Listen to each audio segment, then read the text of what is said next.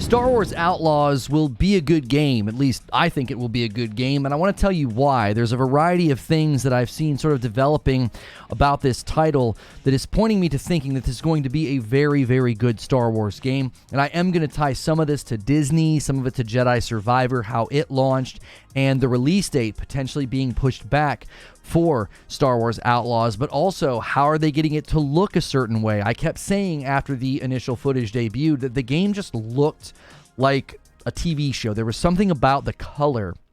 There was something about the way that scene in the cantina played out. I was like, there's something unique there. Well, there's an interview that points to exactly why the game looks a certain way. So I want to start by just saying sort of everything we know that sort of points me to thinking they're going to nail this.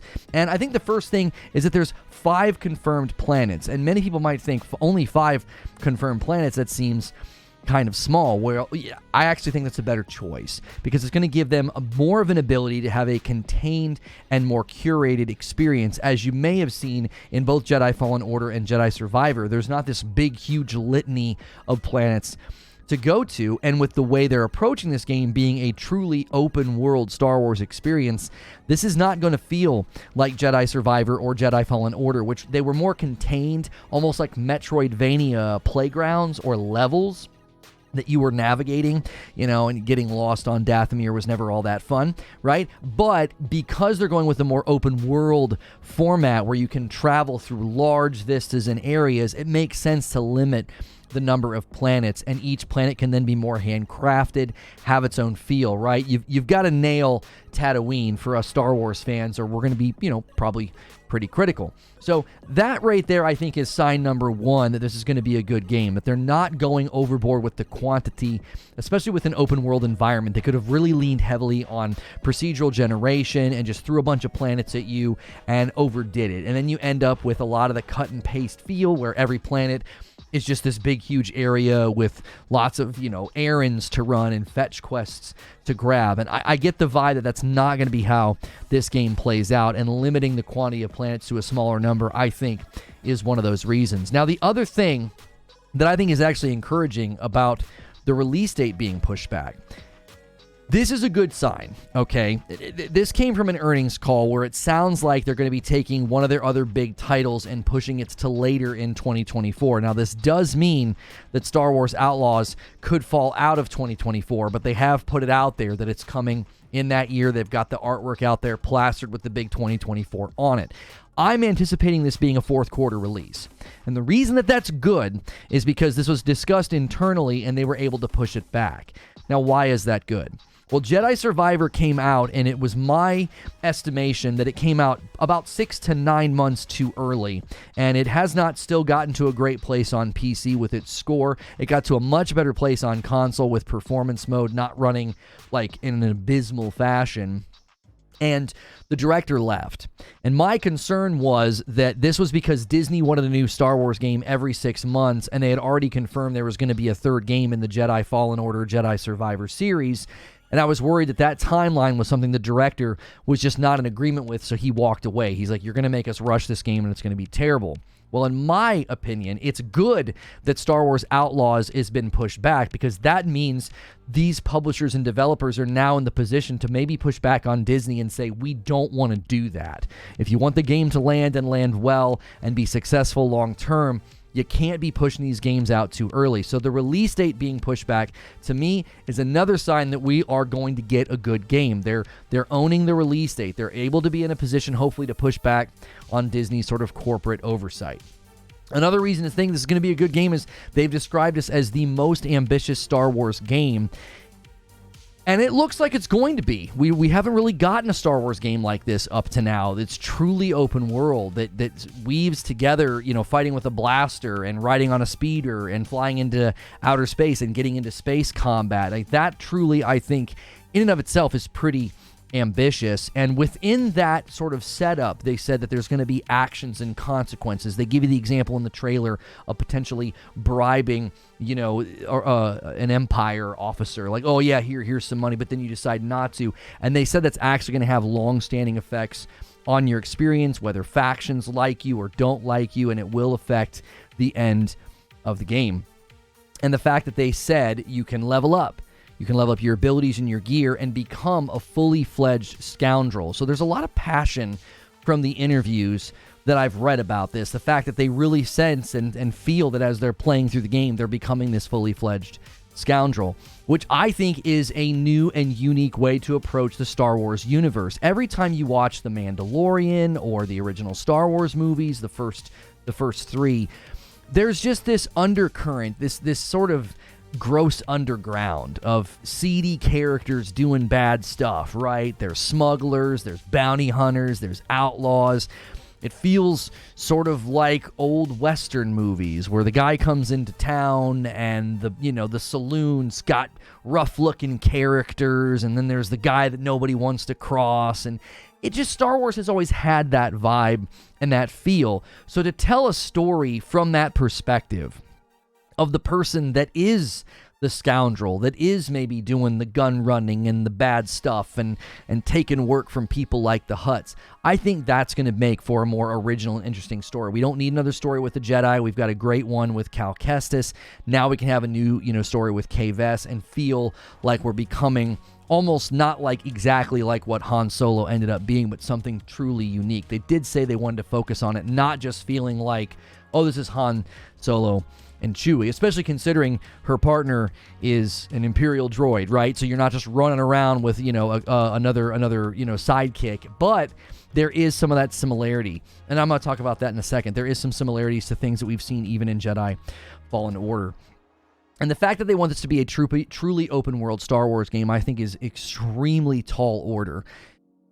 And based on Avatar, based on what Massive was able to do with the Avatar game and really honor that planet and what it feels like to be on Pandora, I really do think that they're going to do good work with the Star Wars lore and just the structures and the buildings and the creatures. I have a lot of confidence in their ability to do that. I know Avatar Frontiers of Pandora didn't score all that well. I thought it got grossly underscored by the review outlets.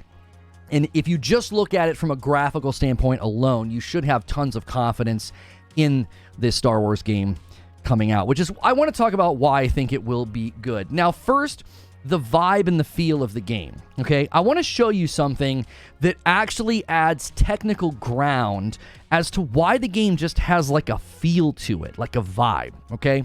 This is from Games Radar, and it says here, our game is set between Empire and Jedi, so we wanted to emulate that feel. This is creative director Julian Garrity and an issue with Edge Magazine.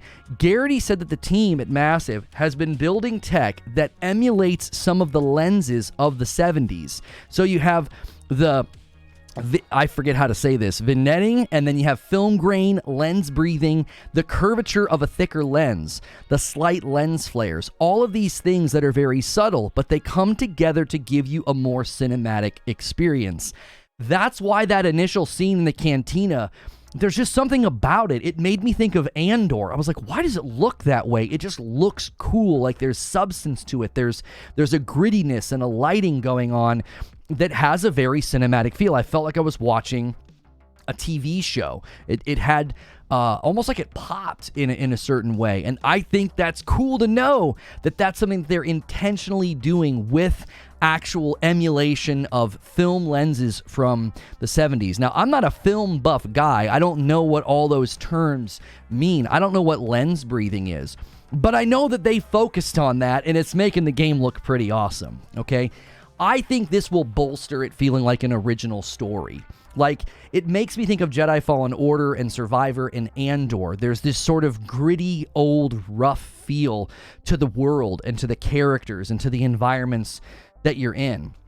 And I think that the people in the scenes, even the droid, they have this character to them, this quality that you're already interested. You feel like you're sort of watching a TV show that's already been running for a while. Like, what is going on? Who are these characters? So that's just sort of on the story and the look and the vibe and the feel. But the gameplay also, I think, it looks familiar but original. And I think that's a tough thing to blend, right? She's hiding. She's using her surroundings. She's got this small companion that can go do stuff for her like BD-1 and the Jedi games.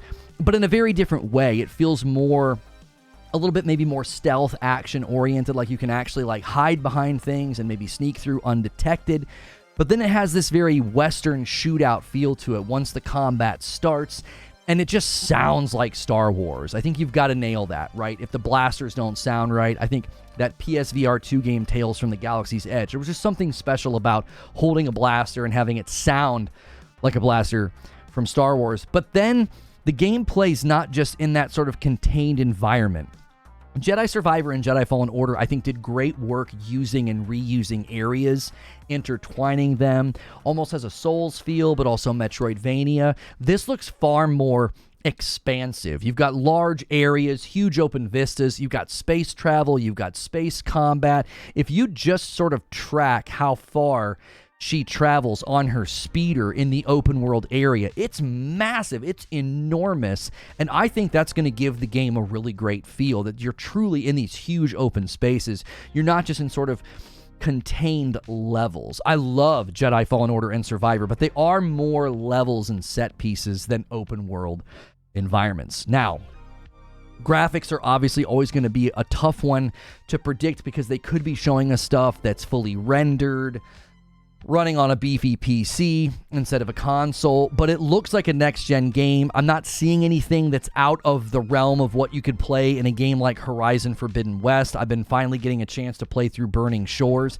I'm not seeing anything that isn't doable on the PS5 or the Xbox Series X and also maintain a good performance mode. I got great performance out of Avatar Frontiers of Pandora on my PS5, and that game is incredibly lush and beautiful, and the graphics look fantastic. It doesn't look like this generic photorealistic game either. Like, Star Wars Outlaws has that feel and that vibe from their attempt to emulate the lenses from the 1970s, but also just honoring what Star Wars should look and feel like. And then within that, there's these nice subtle touches with the graphics and the UI and the font choice. It feels very 80s, but also very Star Wars. When they're in outer space and it kind of pops up when they get where they're supposed to be. A really great example of good presentation with font and text like that would be Control, if you haven't played through Control. And this kind of reminded me of that. When you use those subtle hints and things popping up on the screen and your font choice and just how the UI is laid out, it can really set the tone just by having good presentation. Now, I just hope that they don't fall prey to the Jedi Survivor mistake. And as I said, Disney's pressure to release these Star Wars games so often, I'm hoping that the date was pushed back and that that's a good sign that they are now in a position to say, no, the game's not ready, or we're going to try to navigate the calendar in this way. We don't think it's going to be suited for this time frame or whatever, especially if it's incredibly ambitious. Now, what that does mean is it could slip out of 2024. We know the minute something gets pushed to that fiscal year window where it's overlapping the end of 24 and the beginning of 25, that could start to make it slip and get pushed out. And that would obviously be a bummer, but if this is going to be a truly insanely ambitious open world Star Wars game, I want them to take their time.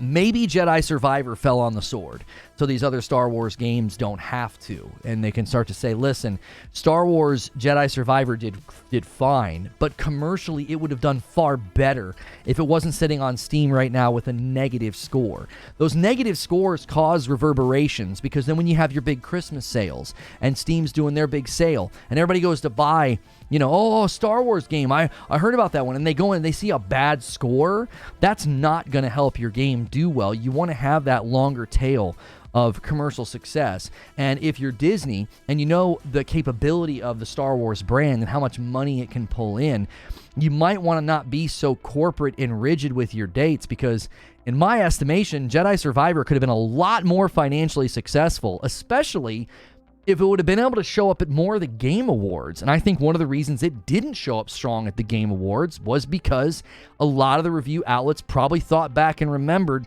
it didn't run well. We had all those problems. We had all those bugs and glitches. Or there were people like me that I flat out refused to play it until they patched the performance mode. So those are my thoughts on why I think Star Wars Outlaws will be a good game, and I'd love to hear your thoughts in the comments below. But these typically roll over into a members-only debrief, so if you want to continue the conversation with me, hit that join button for $5 a month to get into all that extra content that we do. If not, we do a live stream every day and an upload like this almost every day, so hit subscribe and the bell button so I can see you in the next video.